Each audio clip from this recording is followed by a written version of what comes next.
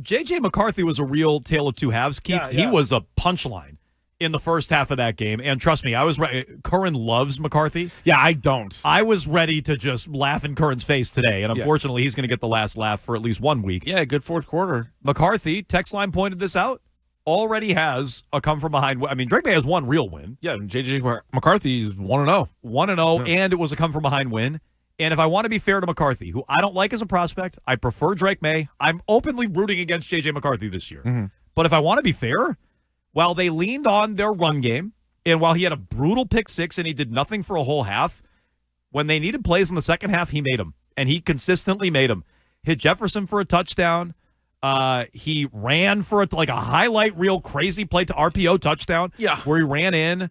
And so I'll give J.J. McCarthy credit. He's already in one start, won as many games as Drake Maye, and done something Drake Maye couldn't do, which was lead his team in come from behind fashion. Now he has way more talent around him. He has a better coach. I think you saw Kevin O'Connell and his impact on the game in that second half. But he's got a lot going for him. But let's call it what it is. He's already done something Drake Maye. We're waiting for him, begging for Drake Maye to do all last year. This guy's already done it. Although 143 yards passing when the top corner for the Bears isn't even playing, and you throw a pick six. Oh, they might have been down. Oh, maybe more than that. 2, and then the guy who had the pick six, Nashawn Wright, left briefly last night. So they were banged up. And you have Justin Jefferson, who it's either him or Chase as the best wide receiver in the NFL, and he has 4 for 44. So, it's game one, so, I'm not going to freak out. So, I think they at least get the win and they kind of move on, right? So, because I usually look at somebody like Bo Nix, my guy, who has a lot of rough games, but his team comes out on top. And he has a great defense. Bo Nix is not a week one guy. I think we learned this. He's not a week one guy. He's Bo picks in week one. Still got the win, though. And then he turns it around a little bit, Yeah, he does. But, the stats don't always tell the story. And so, J.J. McCarthy, Caleb Williams, Drake Maye, all very early in their careers. And I think it's one of those ones right now. So if you look at that draft class, which I think is a fascinating draft class, 6 first-round pick quarterbacks. Jaden Daniels is the only one, based on what he did a year ago, where he has to right now be on everybody's top. He has to be the number one. Inarguable. Right. He's the number one guy. He had probably the best week one out of all of them, right? He definitely had the best week one. Yeah. Out of all of them. Last season, and he was in the NFC title game as rookie of the year. Yeah, right. The other 5 guys, I think it really depends on how you viewed them coming out of college. And maybe what team you're a fan of, where you could maybe make a case for number 2, right? Because Caleb Williams didn't have horrible stats last year, but the team lost a ton of games. They lost 10 of their last 11 games or something insane, and they fell apart. J.J. McCarthy, we've only seen play the one game. Yep. Because he got hurt. Bo Nix, the stats aren't great, but he wins a lot of games and made the playoffs. So you can make a case for him for 2. Penix didn't get a ton of time. Penix, I thought, actually looked decent on Sunday. Penix, I thought, looked pretty good. And then Drake Maye, we've obviously analyzed quite a bit more than any of the other quarterbacks, but I feel like there is a case to be made for any of those guys to be the second best in the class, but there's also a case to be made that they're the worst in the class. If somebody made a full-throated argument that Drake Maye is the worst quarterback in the class, I think you could hear it. I'd listen to it. Yeah. I mean, I wouldn't personally make the case, but you can make that case. I'm not there now. yet. I still like him more than J.J. McCarthy, and I like him more than Penix. But 4 weeks from now, we might be singing a different, or I might be singing a different tune. So Drake Maye beat Caleb Williams. He did. Caleb Williams is 0-3 against last year's. Good one. I was just going to bring that up. Caleb Williams is 0-3. He's lost to Jaden Daniels, Drake Maye, J.J. McCarthy. Now, in fairness to him, they had Jaden Daniels beat last year. Yeah. And then they lost on that Hail Mary, which wasn't his fault. But he's 0-3 against that rookie class. And so he looked terrible last night. I know he won you your fantasy matchup. No, I understand. It's different. He was bad. He was good on the first drive, really good on the first drive, and then the whole team, they were not good. I mean, trust me, I would definitely listen to Caleb Williams, the worst quarterback in that class. No joke. He looks clueless. He runs around with his head cut off. You see the play late where he was running over to the sideline and he kind of paused on the sideline and then was going to throw it away, but he stepped out of bounds for a 4-yard loss. You see that play? No, I didn't see that. I'm like, what an absolute moron. So I would say the same thing about Caleb Williams, who's taken before Drake Maye. I'd say the exact same thing. You want to make an argument that Caleb is the worst out of those 6 quarterbacks? I would listen. Because he's infuriating to watch. I get it. The last 7 games of last year, I think he had 11 touchdowns and 1 pick. Yeah. Now, a lot of losses in there. Yeah, and I think the way he plays leads to a lot of their losses. He runs around clueless. He doesn't read. You see him miss DJ Moore wide open for the touchdown last night. Yeah. Like, just completely missed it. Missed it. No, I'm not saying he's great. I'm just saying he doesn't turn it over, though. Like, Drake Maye is a bit of a turnover machine, and Caleb Williams hasn't. And if you're looking at all these guys right now, who's in the best spot, who's in the worst spot? Because let's put Jaden Daniels to the side, right? Like, he's killing it. So, like, those 5 guys that are all kind of fighting for it, I would still say Ben Johnson, not a great debut, but let's put him with Caleb Williams. Sean Payton with Bo Nix. Yep. Kevin O'Connell with J.J. McCarthy are all better spots. Those are all great situations. I would say those are really good situations. Is in it the guy Zach Robinson, actually. I was going to say, it's one of the McVay guys. It is. Zach Robinson. That's who we grabbed. Because remember, I think the Patriots tried to interview him, and he immediately went with Morris. So Zach Robinson with Penix. And so this isn't even... That's close. Atlanta has London and Bijan. So they have better weapons, although I think London's already hurt. They have better weapons than the Pats, but I think that's at least comparable. Like Penix's situation and May's situation to me are comparable. And I don't mean this as like a direct shot at Josh McDaniels, but he probably has the worst or tied for the worst offensive coordinator, and he still has the worst skill position guys. Yep. Like up and down, like the number one receiver on every other team is better. Now those are all excuses, right? Those are all excuses, and also facts, I suppose. But Drake Maye was also the 3rd pick in the draft. So besides Williams and Daniels, he was viewed as like the best guy. So shouldn't he also make up for that? I think he should. Like, I think especially when you're getting into as year 2 kind of goes on. I would also say when you really get into it, like, I don't think Daniels' situation is that he's the best. He's been the best. Yeah. I don't really think his situation is that much better than Maye's.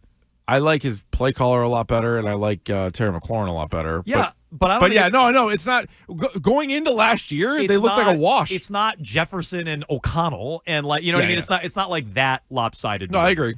So I don't think it's that different. But, yeah, I think Drake Maye probably has the least amount around him. So, all right, Jaden Daniels is the clear-cut number 1. I don't love Bo Nix, but I'd put him number 2 comfortably on this list. Just the way he played as a rookie. Hell yeah. Okay, so now we're into who? We're into Maye, McCarthy, Caleb, and who am I missing in there? And Penix. Thank you, Penix. So who would you put? This Maye can be anywhere in that range. Yeah. Where would you put him? I'd put Maye.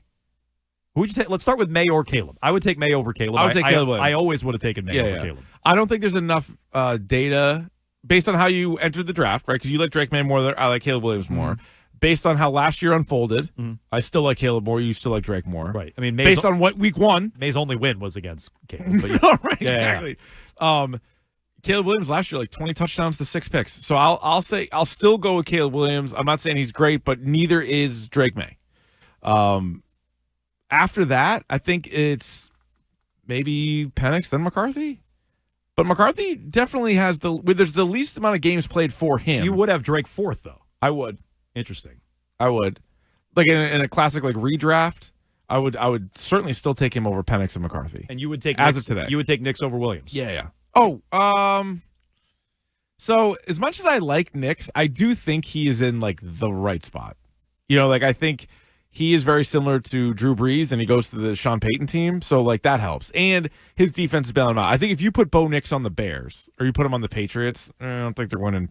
I don't know if they're winning 10, 11 games. I like them. The Bears are. You like Ben Johnson? Yeah. You know, I like the weapons. I meant last year. Like his rookie year. Like his rookie year, he shows up, starts right away, and makes it to the playoffs. I don't know if he's doing that here. Like I don't think he's on, taking Gerard Mayo's team and winning a ton of games. Whereas like maybe Jaden Daniels kind of does. Yeah, so there's a toss up there. You said it earlier. I think it's the right way to say it. And I'd say the same thing about Caleb Williams. So I don't think we're just beating up on Drake Maye because he's the quarterback here. I'd say the exact same thing about Caleb. Anywhere 3 to 6, you can make the case for Drake Maye and Caleb Williams right now in that class. Jaden Daniels is 1.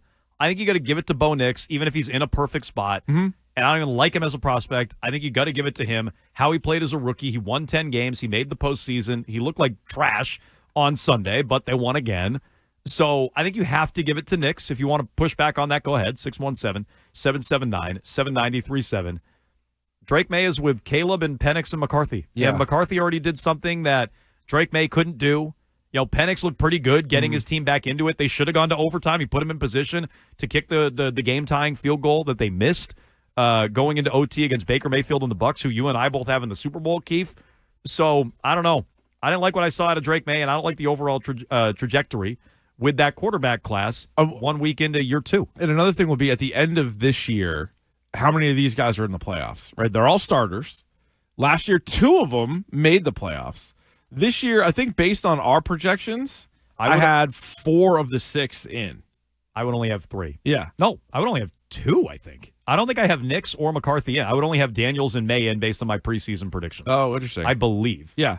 But they're all playoff contenders, right? So, I think there'll be a good, a couple guys are going to get a big boost. The guys that miss, I think, are going to get knocked down. I think Penix and May right now, and Williams are probably the 3, longer shots for it. But they're still in it. None of these guys are the quarterbacks of the Saints or of, even the Dolphins right now. No. These guys are on teams that all have a chance.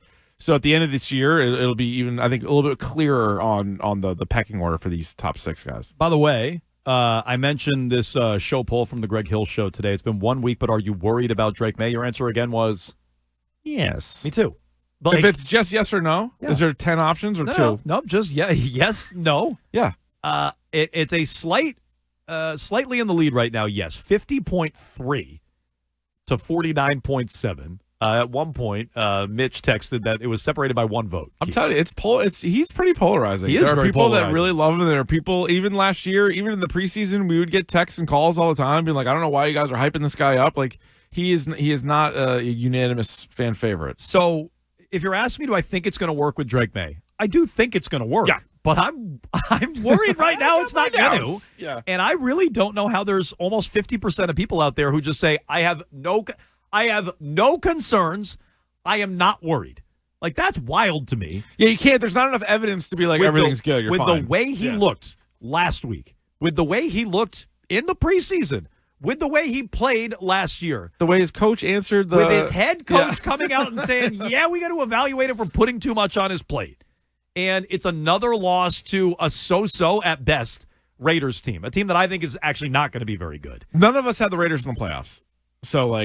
And you're not, you have no concerns. You're not worried at all. That to me is just, that's a wild way to answer it, but you're allowed to answer it the way you want to. I'm just surprised that many people have no concerns, no worries. That's wild to me. No, I know. You'd want to see it a little bit more because being worried or not worried is not a different question is do you think he'll be good?